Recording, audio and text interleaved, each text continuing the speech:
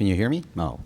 It looks like I'm at the right height for the mic. There's a benefit to being vertically challenged, I think. This is my second time that I've been able to participate in an event like this.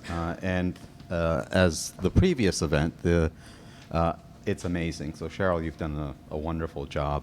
My form's almost full, so which is a good indicator of what occurs at this event. The opportunity to connect with various individuals representing different segments of the whole innovation ecosystem.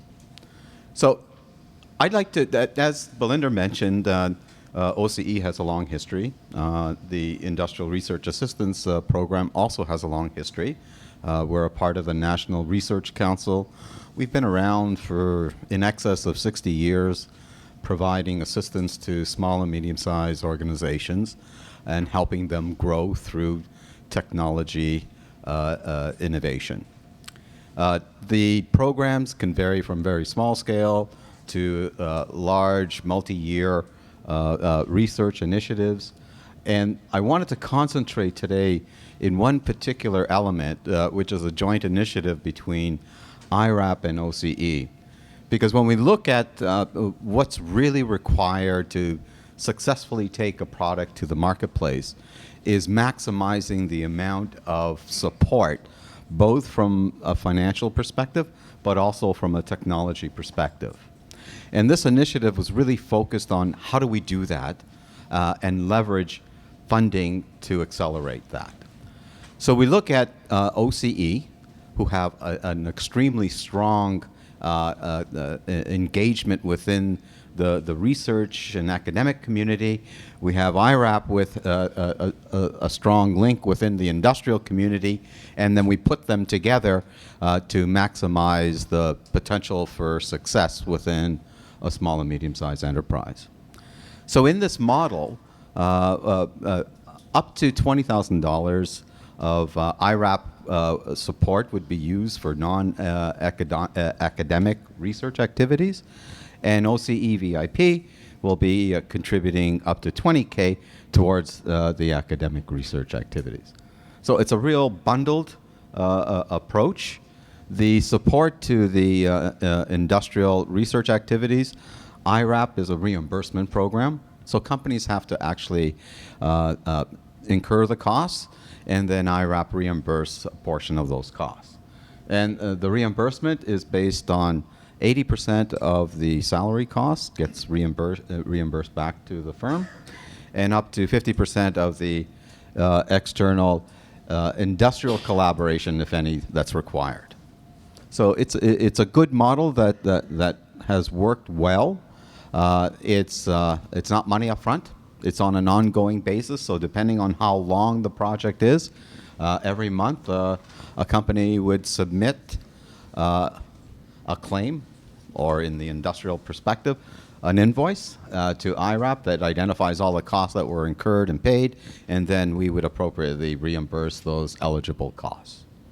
And so from a cash flow point of view, it's actually quite good, because as you're incurring all of those costs, you're being reimbursed, as opposed to waiting at the end of the fiscal year, making a submission, and then hope that you actually get something back. You know right at the outset that there is support that's coming to you, and it's going to be dispersed in a regular monthly fashion. So the project duration is up to 1 year. It really depends. Each project is very distinct and unique, depending on the needs of the SME. And the scope of it is really looking at, is there some technical conundrum that is well-defined that really needs to be overcome in order to accelerate the firm's commercialization efforts and growth. So like all investors, we can almost be considered an investor, but our return on investment is significantly different from the investment community. Our ROI is based on, has the company grown, both in people and in revenues?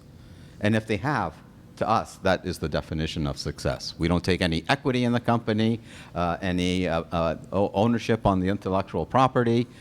We want to make sure that that companies grow and have a positive contribution to Canada's economic position. Does that happen in every single project? Absolutely not. But how do we maximize it? We actually have a really strong field force comprised of industrial technology advisors. So in my presentation there it says ITA. That's what the ITA stands for. And in the audience we have Christine Reed, who's one example of an ITA. In Ontario we have approximately 70 ITAs. So our model is make sure that the ITA is actually in the community that they're servicing. So you don't have to wait eons. And my philosophy is if Christine is at her desk 100% of the time, she's probably not doing her job. And it's true. Christine is out there, at least 50%, Christine, sitting down with companies, assessing their needs, looking at opportunities to help them grow. So in terms of the application process, the key person is an ITA, such as Christine, or if you're not engaged with an ITA already, go to our website. There's a 1-800 number, and an ITA will be assigned to you based on your geographical area. There are a series of flyers, brochures that are on the table there. I didn't make it in time to have it included in the bag, so feel free to take those things.